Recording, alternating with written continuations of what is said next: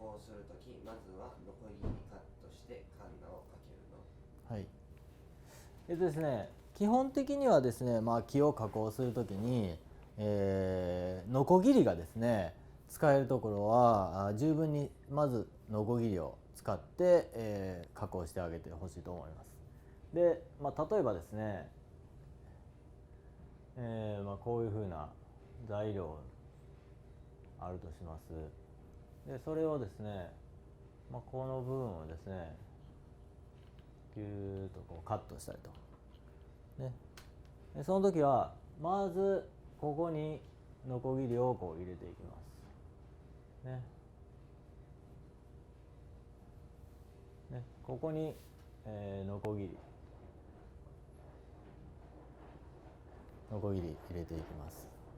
はい、それで、だいたいラフにこうねガサガサーっとカットして、だいたいですね、はい、でこうガタガタガタガタガタってまだこうなってます。でそこまでいったら今度実際にねこういうカンナを使って、きれいに、掃除していくっていうのが基本的な使い方になります。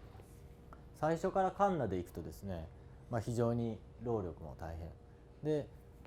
ノコギリ、それからカンナ、それからノミもね、もちろん、存在しますから、ね、